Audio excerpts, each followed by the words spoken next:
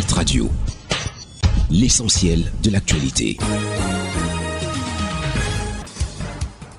Madame, Messieurs, bonjour et bienvenue sur Hit FM 103, émettant depuis Garoua. Cap sur le point et sur l'actualité. Projet routier Ngaoundéré Paro, le chantier en péril face aux défaillances de l'entreprise chinoise China Estate Construction Engineering Corporation. Mobilisée sur le chantier depuis le 5 septembre 2019, l'entreprise chinoise China Estate Construction Engineering Corporation est jugée défaillante. Seulement 29,46% de travaux réalisés jusqu'ici pour une consommation de délai de 95,01% au 13 avril 2024. Sur cette axe longue de 70 km, le chantier enregistre 1% de taux d'avancement depuis le début de l'année en cours. China Estate Construction Engineering Corporation devait livrer le chantier le 31 décembre 2024. Pourtant, le tableau présenté n'augure rien de bon. Le chantier ne fonctionne pas depuis environ 2 mois. Des ateliers et une station de concassage en arrêt, de nombreuses pannes des engins, absence du directeur du personnel,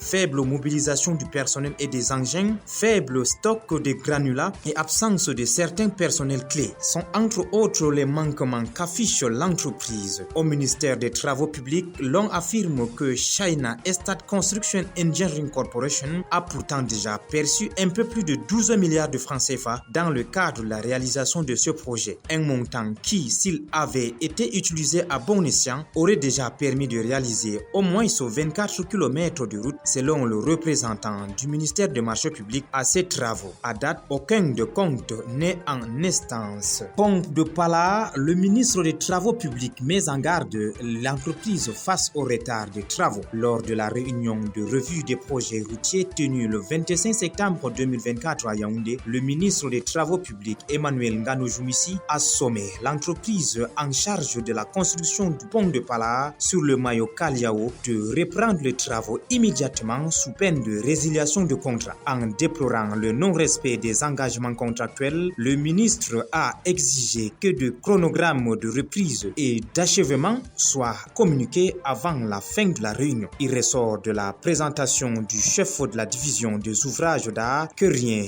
n'est viable sur le terrain en termes de mobilisation de l'entreprise et d'avancement des travaux, dont le travaux d'exécution se situe à 4,47% pour des prestations débutées en mars 2022. La principale cause relevée serait la panne de la foreuse qui est la principale raison de l'arrêt de travaux depuis le premier trimestre 2024. L'entreprise, dans sa prise de parole au cours de cette réunion du 25 septembre 2024, a plaidé pour un sursis afin de lui permettre de continuer les travaux, mais la mission de contrôle semble être opposée au maintien de cette entreprise sur ces chantiers.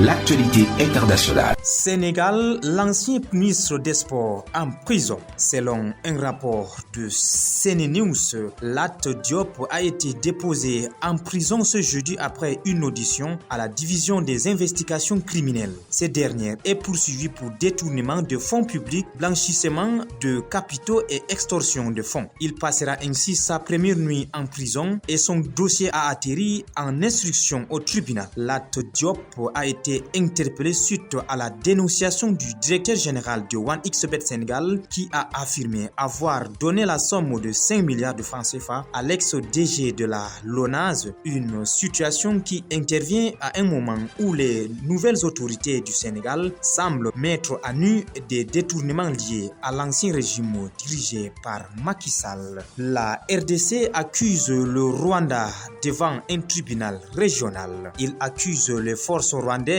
d'avoir participé à des agressions et à des crimes de guerre dans l'est du pays. En juillet, des experts de l'ONU ont estimé qu'entre 3 000 et 4 000 soldats des forces gouvernementales rwandaises étaient déployés dans l'est du Congo au groupe rebelle M23 qui a enregistré des avancées majeures. La procédure a eu lieu un jour après que le président congolais Félix Tshisekedi a appelé à des sanctions contre le Rwanda à l'Assemblée générale des Nations Unies, allégeant qu'il soutient les rebelles du M23 dans la région agitée de l'Est depuis du pays. Madame, Messieurs, c'est la fin du point sur l'actualité sur Hit FM. Merci de rester en compagnie de nos programmes qui se poursuivent depuis Garoua. Hit Radio, une info d'avance.